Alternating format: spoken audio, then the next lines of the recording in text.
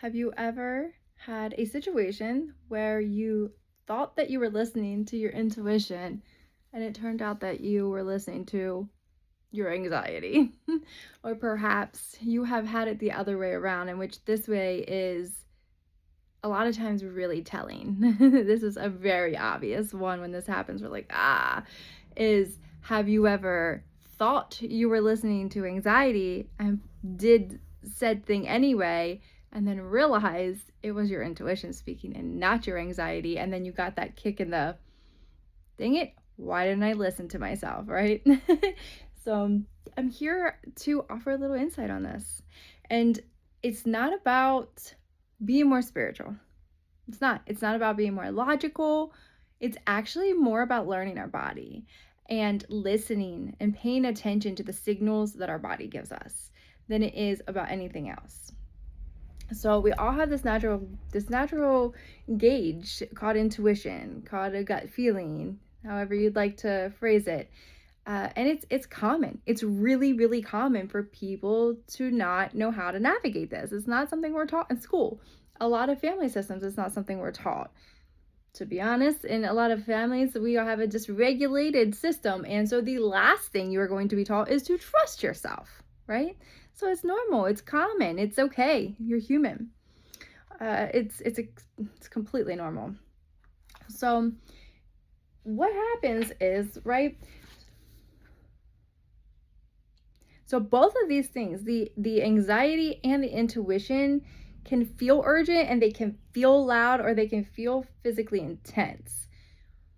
But I'm going to briefly explain to you the difference. And also, the problem is that, right, people override their intuition and then they listen to their anxiety. Why do we do this? Why do we time and time again do this? And where is the confusion coming in at? How do we stop this? How do we start listening to it better? So we're going to work through this. The goal is not to eliminate either. Neither are good nor bad, right? It's to learn how to recognize them. How to, oh, that's my anxiety. This is my intuition. This is how it feels in my body, right? It's to recognize. We're not eliminating. So intuition is going to come in clear, quiet, and direct. It's going to be directional. It's going to point you on a yes or no. And I say quiet, and I don't mean, because it can come in bold. Like I said, it can feel intense in both anxiety and intuition, though it's not going to your thoughts. It's going to be simple, direct, to the point. No, you should not go. Absolutely, this person is not well for you. Yes, this is a great job for you. It's that simple. You're not going to have that spiraling, out of control thought process, right? Once that starts happening, that's anxiety. That's conditioning. That's fear. That's not intuition. Intuition is not loud, ruminating thoughts. Ever. Not to say that your first thing you have might be intuitive. If it stays solid in that, and then you could have anxiety overriding, right, with the thoughts. But your intuition will never go back and forth. It will stay solid. It feels simple, not spiraling. Like I said, it does not argue. It does not over-explain. It's direct. It's to the point. Your body will feel grounded. You almost have like a neutral sense. Oh yeah, absolutely. I'm going to do that, or no. And it's not, you're observing almost, right? It's almost an observation, a neutral space. As to anxiety, is loud. It is looping thoughts, and it's future focused. Did you hear me? It's future focused. This is where the fear and the anxiety comes in, because it is focused on the future, whether that is 1 minute in the future, or it is an hour, or it is a year in the future. That is a tall tale sign that that is anxiety. That is fear-based. That is conditioning. That's not your intuition. So the what ifs start spiraling, the urgency without clarity as to why, that's anxiety. Intuition comes in quiet. It comes in still. It comes in sure, direct. And also, So with anxiety, your body will become activated. You can get a tightness in your chest. Your mind races. Like I said, that's a common one for me personally. Your stomach, you get that stomach drop feeling. Some people do have, if you're into human design or anything like that, some people do have a gut feeling. We hear this a lot. It's actually really rare for people to have this in their design, but some do have gut when it comes to intuition, though it's not going to be a dropping feeling that like it feels like your stomach's literally dropping to the ground and you could vomit. More than likely that's anxiety. So a good rule of thumb for knowing the difference is the 10-minute rule. All right, so if you ask, if I wait 10 minutes, is this feeling going to be louder or is it going to be quieter and clear? If you have the ability, give yourself 10 minutes. Is it louder or is it more clear? Intuition stays steady.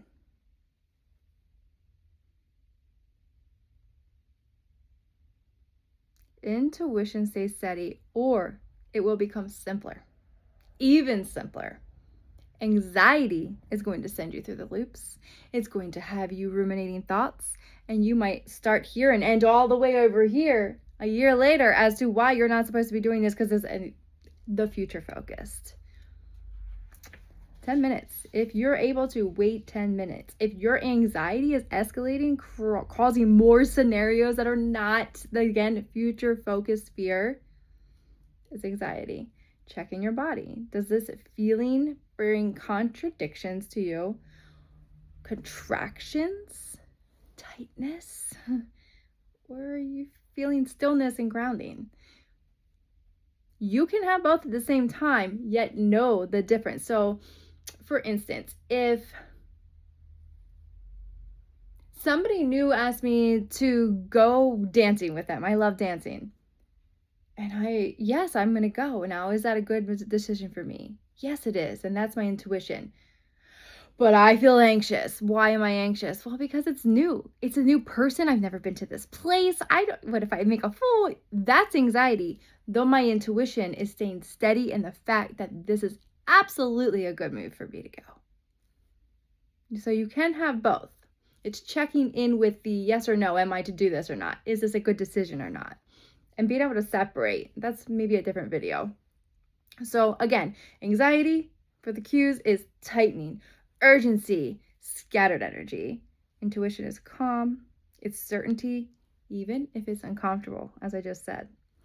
So with this, you could do the question test, right? And this is when you ask yourself internally, is this fear-based? Is this fear-based on the story about the future? Is this fear-based about something that hasn't even happened yet and I don't know if it's going to? Or is this a present moment knowing? Let me also tell you that fear-based can go backwards. So a lot of times what happens with the anxiety is we go into the forward motion of, oh, but what if this happens? And a lot of times it's because, oh, this happened in the past, right? So we can have the interchanging or the one way or the other. It's not always forward focused, but more than likely it is if it's past, future. So a very, very common misunderstanding is that intuition, a very common misunderstanding with this is that intuition can absolutely say, this isn't right, without trying to convince you. Anxiety is the one that tries to control outcomes. So if your intuition is like, no, it's that almost like I just know without knowing feeling. It doesn't come with thoughts. Intuition is the thing that comes before the thoughts come. And we have to try to logically, as humans, explain everything and make sense of everything, right? So intuition is, again, clear, simple, to the point. And it is not controlling and it doesn't explain. Anxiety wants certainty. Intuition accepts uncertainty. Anxiety wants certainty. Intuition accepts uncertainty. So, real life example for me actually is something that happened recently. So, my son ran away and he was gone for over 24 hours. Mind you, my son is the one that is constantly calling me. I'm constantly have communication with him. It was torture. It was torture. Though blessed that I have done the work I have done and I am where I am at and I was able to check in. So feeling all this and I'm seeing visions of oh my gosh, he's he got into an argument and maybe he got stabbed, or is he out doing drugs? Where is he sleeping? He's probably starving. What if he hitchhiked to get somewhere and somebody hurt him? I'm having all this stuff going on in my brain. I'm seeing this stuff. Pausing when I would realize I was spiraling out of control. Where is this coming from? Pause, breathe, belly breathe, and then I would ask myself, is Isaiah safe right now? My answer was always yes, without question. Okay, thank you. Where is this stuff coming from? Obviously, we want to say it makes sense. Obviously, the world tells us it's normal to have fears and such like that if your kid's missing. What if it doesn't have to be that way? So because I don't believe it's normal, I believe it's normalized. Yes, we are human, though I think that we really can work through these things. Not to say I won't, maybe if my son's missing, I wouldn't have this fear still, though I wouldn't allow the ruminating thoughts because I'm able to pause, breathe it in. Oh, right, he's okay. And then I go about my day a little faster, right? So anyway, yes, did the check-in. Isaiah's good. And then when I asked, where are all of this stuff coming from? It is anxiety. And something I realized, which is why I brought up the forward motion mixed in with the backwards motion, is that so much of my trauma was coming forward. I have dealt with a tremendous amount of grief through death, as well as from abandonment. A tremendous amount. And it was in my face in ways that I didn't even know it still sat in my body. He's home. He's good. He's safe. He is well. He was safe the whole time. He loved his little getaway.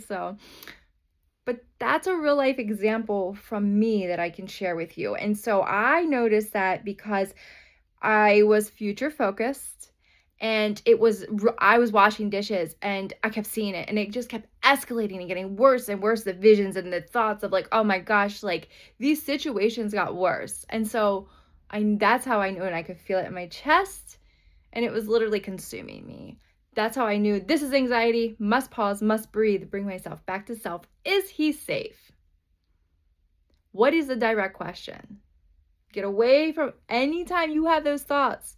That's not intuition, and you bypass them. You have to get to the root. That's where you start to ask your question. So, of course, you have that consistent inner yes or no, right? That's your intuition. Anxiety, again, is the over-analyzing things, the text messages, replaying conversations in your head, so on and so forth, and things like that. So you don't need to get rid of anxiety to hear intuition, as I keep touching on in this.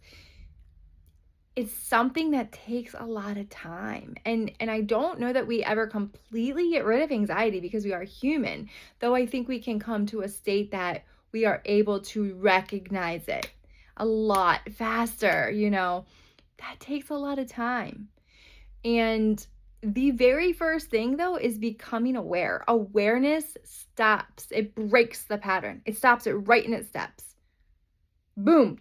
I'm aware that this is happening. I am aware that these ruminating thoughts, that me consistently checking these text messages, is he ever going to text me? I'm aware that that's anxiety. And then I ask myself the inner question. And then I ask myself, where is this anxiety coming from? And this is how we heal. This is how we come home to self. This is the beginning of understanding and hearing our inner voice and our own intuition, as well as nervous system regulation. It helps clarify so much in your life, including your intuition and your truth coming forward, including the traumas that need held because you're being triggered when something's pushing a button and you're getting anxious. It's your body telling you, hey, I need heard. I'm holding stuff in here. Help. And it's being triggered to be released. And so it's one step at a time. But this is a really, really big way, big in such a small way, that we can work on hearing our intuition versus running off of anxiety and allowing us to control us. So clarity is what is left when the fear stops driving your bus. When fear stops being the thing in charge, clarity is what remains. So when you start breaking this pattern and you notice, and it's going to take time until one day you're like, holy crap, I didn't even have to think about that. Look at me go. But it takes some time, just like anything else. But once you work on it, the first time that you're aware, celebrate that. That's incredible. You're breaking that pattern and you're leaving room for your clarity and your truth and yourself to be heard, as well as everything that's inside that is ready to be released, that is being held inside of your body. So you do not have to guess anymore. You can test it. You can play with this. Have fun with it. Learn yourself. And think of a recent decision, maybe. Something recent. The first thing that comes to your mind without thinking. That's it. Right there. That's it. Stab it. Pause. Breathe. Yes, that's it. Hold that. What was it really? The decision that just came to you. Was it from fear and anxiety? Or was it your intuition? And how do you know the difference? If you need to, ask yourself. If whatever it was that came to you, ask yourself, did I do that from clarity? And listen to what happens. Like I said, play with this. Like, life is so serious, yet it's so not at the same time. And how fun it is to get to know ourselves at such a deep, intimate level. This is part of the work I do. I do a plethora of things. Though I do have a group intuition building course that is coming up, and it is virtual. I would love for you to join us. I will put the link in the description box so that you can head over there and check it out. I wish you the best. If you have any comments, any questions, let me know in the links in the comments below. If you have any comments,